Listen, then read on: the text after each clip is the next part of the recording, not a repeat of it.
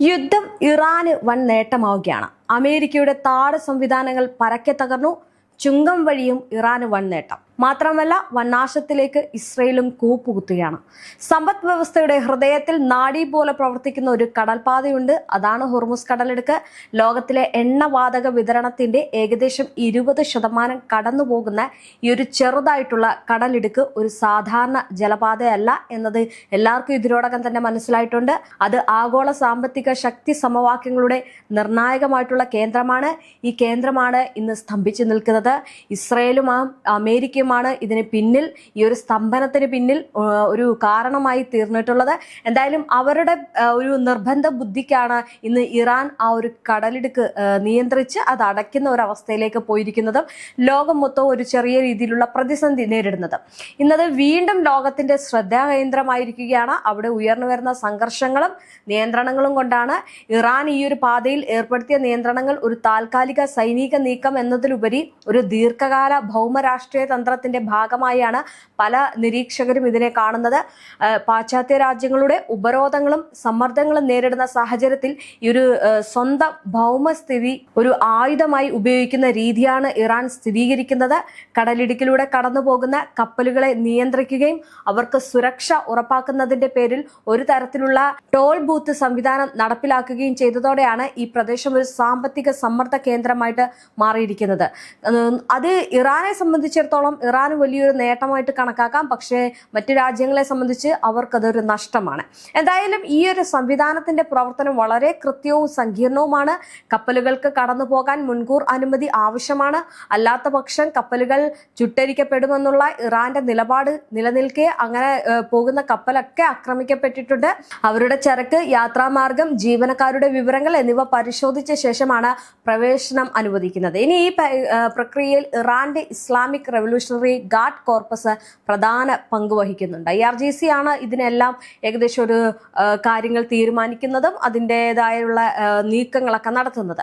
അത് ആ ഒരു അനുമതി ലഭിച്ച കപ്പലുകൾക്ക് പ്രത്യേക കോഡുകളും നിർദ്ദിഷ്ട പാതകളും നൽകപ്പെടുന്നുണ്ട്. അതുവഴി അവയെ നിയന്ത്രിതമായിട്ട് കടത്തിവിടുന്നു. അതുകൊണ്ടാണ് ഇന്ത്യൻ കപ്പലൊക്കെ ഇന്ന് സുരക്ഷിതമായിട്ട് നമ്മളുടെ മുന്നിലേക്ക് എത്തിച്ചേർന്നിരിക്കുന്നത്. എന്തായാലും ഈ നിയമങ്ങൾ പാലിക്കാത്ത കപ്പലുകൾക്ക് തടസ്സങ്ങളും തിരിച്ച് അയക്കലും നേരിടേണ്ടി വരുന്ന ഒരു സാഹചര്യമുണ്ട്.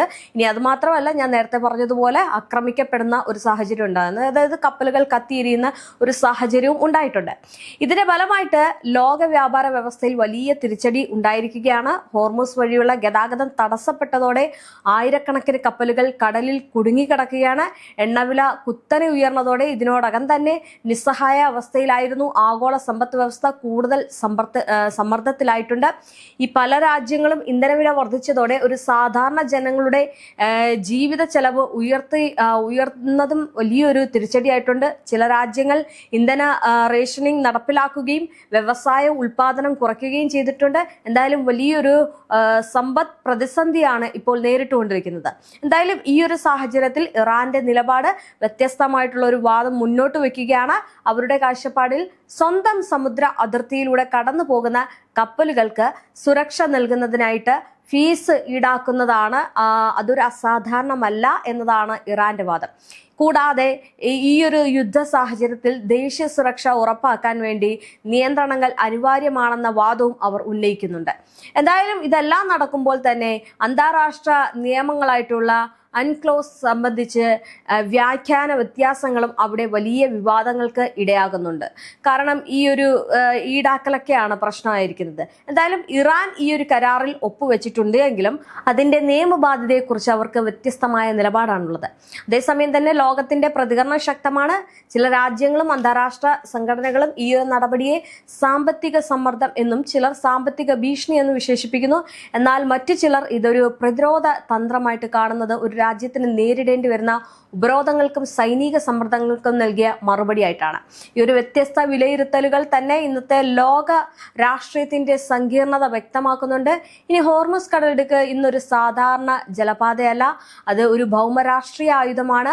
അവിടെ നടക്കുന്ന ഓരോ നീക്കവും ലോക വിപണികളെ സ്വാധീനിക്കുന്നു. ഈ രാജ്യങ്ങളുടെ നയതന്ത്ര നിലപാടുകൾ മാറ്റുന്നു, സാധാരണ ജനങ്ങളുടെ ജീവിതത്തെയും ബാധിക്കുന്നു. ഈ പ്രശ്നത്തിന് ദീർഘകാല പരിഹാരം കണ്ടെത്താൻ നയതന്ത്ര സംഭാഷണങ്ങളും സഹകരണവും അനിവാര്യമാണ്.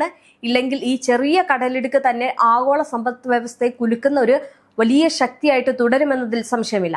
അധികാരം എന്നത് മറ്റൊരാളെ വേദനിപ്പിക്കുന്നതിലൂടെ ആസ്വദിക്കുന്ന ഒന്നല്ല, മറിച്ച് മറ്റൊരാളുടെ മേൽഭയവും നിയന്ത്രണവും അടിച്ചേൽപ്പിക്കുന്നതിലൂടെ തെളിയിക്കപ്പെടുന്ന ഒന്നതാണ്. ഇത് പ്രശസ്ത എഴുത്തുകാരൻ ജോർജ് ഓവർവെല്ലിന്റെ ഈ ഒരു നിരീക്ഷണം ഇന്ന് പശ്ചിമേഷ്യൻ മണ്ണിൽ അക്ഷരം പ്രതി മുഴങ്ങിക്കേൾക്കുകയാണ്.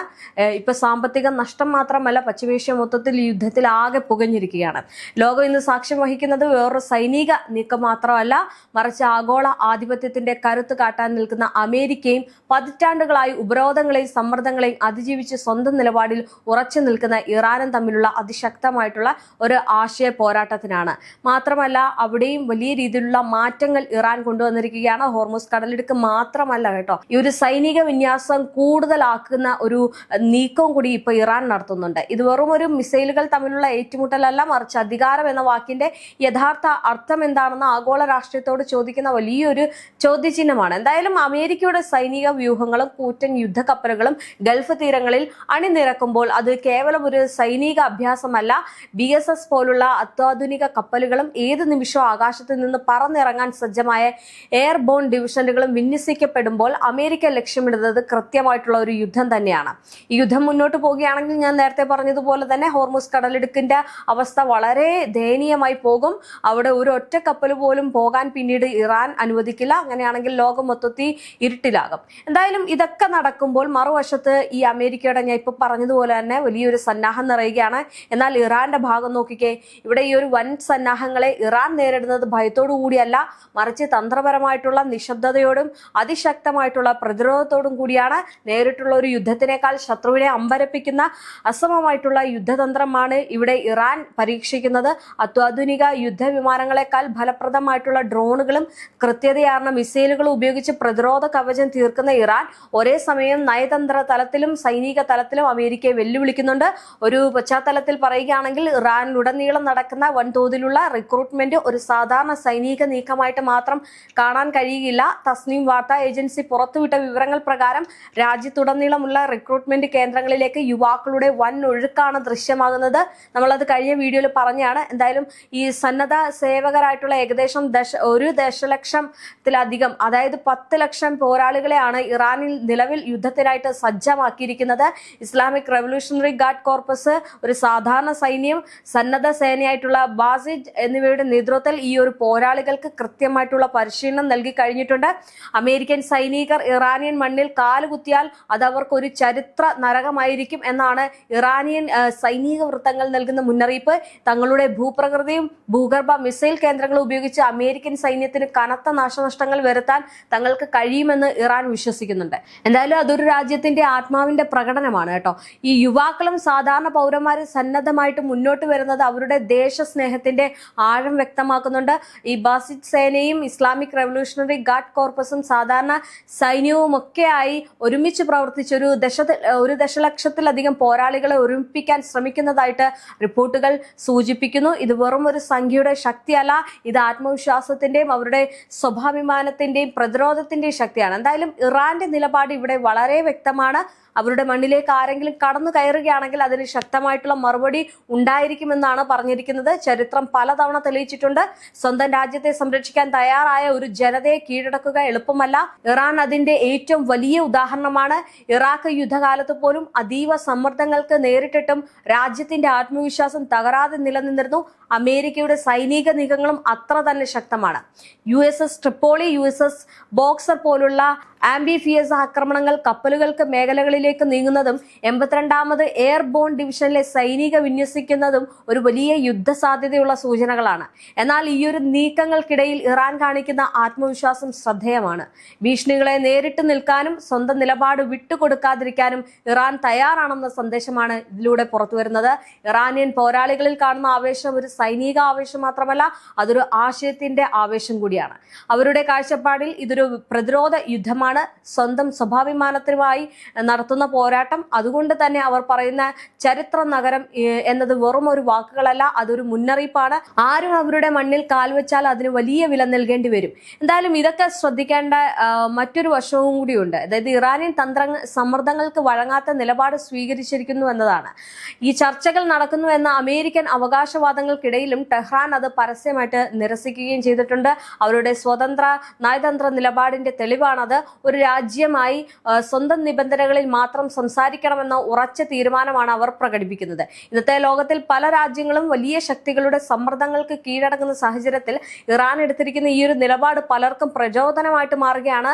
ശക്തി വെറും ആയുധങ്ങളിൽ മാത്രമല്ല, ആത്മവിശ്വാസത്തിലും ഐക്യത്തിലും നിലകൊള്ളുന്നതാണെന്നാണ് ഇറാൻ ലോകത്തോട് തെളിയിക്കുന്നത്. അവസാനമായിട്ട് ഈ ഒരു സംഘർഷം എവിടെ എത്തുമെന്ന് പറയാൻ കഴിയില്ല എങ്കിലും ഒരു കാര്യം വ്യക്തമാണ്, ഇറാൻ തളരാൻ തയ്യാറല്ല.